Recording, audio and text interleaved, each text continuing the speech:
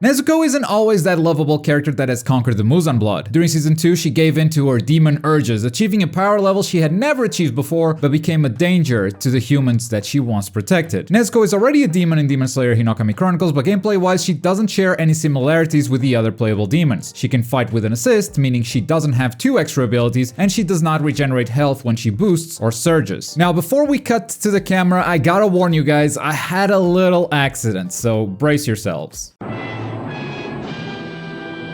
Yeah, I accidentally shaved off a little bit of the beard and I couldn't disguise it, so I said, bink, the whole thing is going. We're gonna deal with this pedo stash now. I mean, I have to deal with it, so you do too. I think we've survived way worse, like that time I got charged with minor abuse.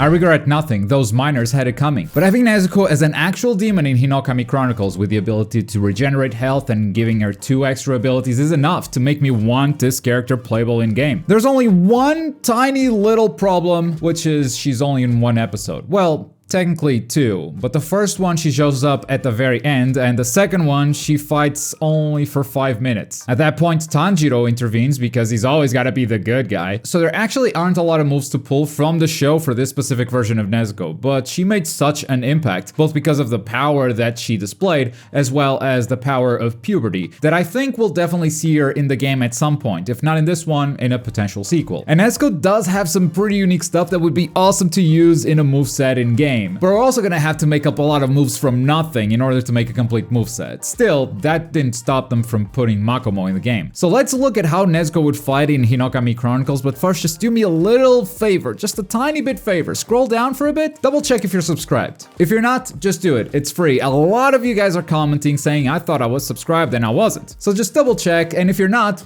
click it. It's free and it helps me out a lot, and it helps you not miss these videos, if you enjoy them of course. At a very basic level, if we look at her normal attacks, this version of Nezuko likes to kick, and she likes to kick a lot. Now, in previous videos, I specified what would be a jumping attack, a grounded attack, a launch, or a knockdown, but this character, I'm just not gonna be able to do that, because she simply doesn't have enough moves. To make this character playable in-game, they would either have to pull from other fights with Nezuko before she was a demon, or make them entirely up from scratch, and if I had to guess, I'd say they're gonna make them up from scratch. But either way, she would have a lot of kicks. She's a flexible character, she can raise her legs really high effortlessly, she's fast, she's agile and constantly jumping around, and that has to come through in her fighting style. And she also likes stomping a lot. There are a lot of stomps in these 5 minutes that she fights. So either on her knockdown combo, maybe even during her diving attack, and the grab animation could also have some stomping. Stomp, stomp, stomp, stomp all around. The surge animation would probably be something like this, when she comes out of the rubble in her new form for the very first time and you see the flora pattern around her body. Maybe make that flora shine a little bit, and we've never seen Nezuko so pissed off in the entire show. This first impact is part of what sold us all in this character, so making it a part of the surge animation would be definitely very fitting. And honestly, I think that's it as far as normal attacks go. I don't have many more specifics. All she does is kick or stomp for 5 minutes. Everything else she does is gonna be some form of a special attack, so let's talk about those.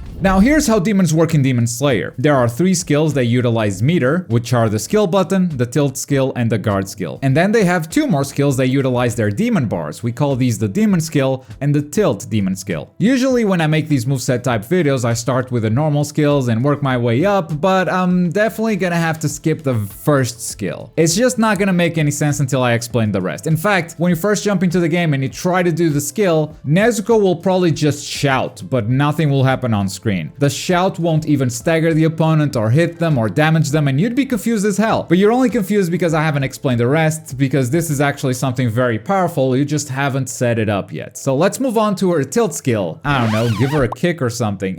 I ran out of moves. All of her exciting stuff is coming up later, but there was nothing left for her tilt skill. This video sucks. But it gets better as we move on to her guard skill, which is, hear me out, a kick.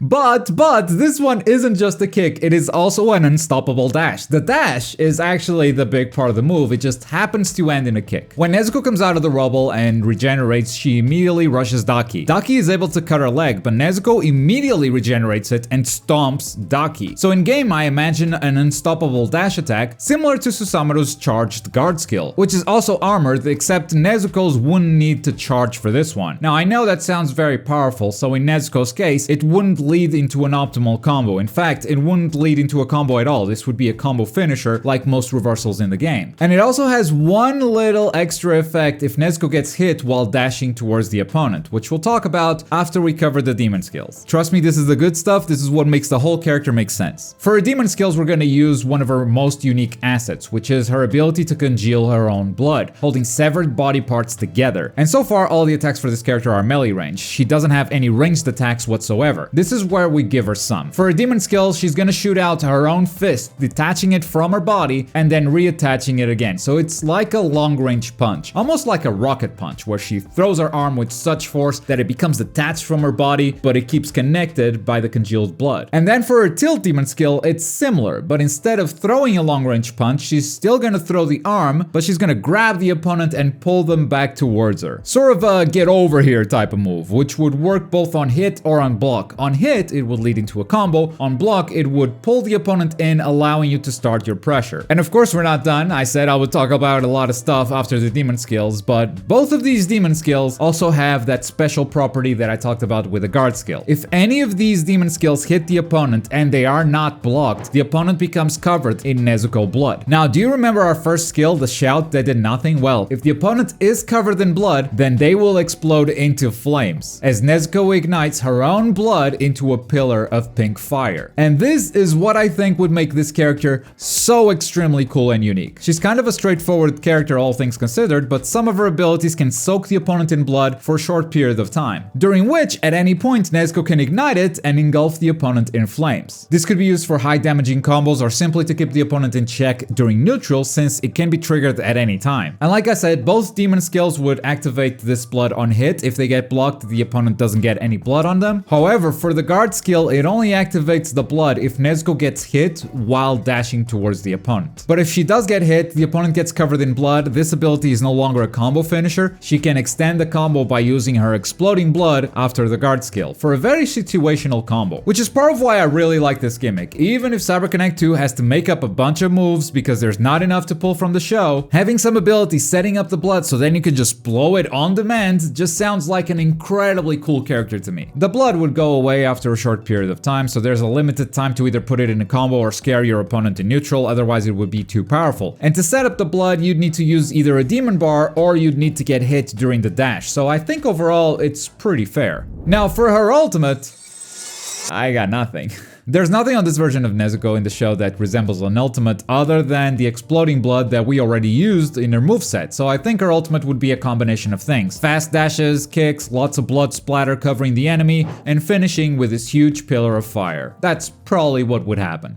So to summarize, this video sucked. She has a lot of kicks in her normal attacks. Her skill activates the blood explosion if it was set up ahead of time. She's also got a stronger kick, I guess, an unstoppable dash, and 2 moves using her detached limbs thanks to her ability to congeal blood. And then for her ultimate, we have a combination of different moves ending in a big pink fiery explosion. Tune in next time where I take 3 moves from Bloody Tanjiro and try to make a whole character moveset out of it. In all seriousness, Slayer Mark Tanjiro might be too much, even for me. I don't know if I can do it. But hey, the only way to find out is to subscribe to the channel and stay tuned for updates. We're shooting for 500,000 subs by the end of the year, and I think to keep the dream alive, we need to hit 300,000 by the end of March. I think we're behind schedule and it won't be easy, but I also know that a lot of you watching aren't subscribed. Some of you think you are subscribed and then become surprised when you find out that you're not. I know because I read your comments and a lot of them sound like this. So do me a favor, just double check that button, and if it's red, make it gray. And if you'd like to see more moveset predictions, let me know in the comments who you'd like to see next. But as always, thank you very much for watching. My name is Globku and I'll see you next time.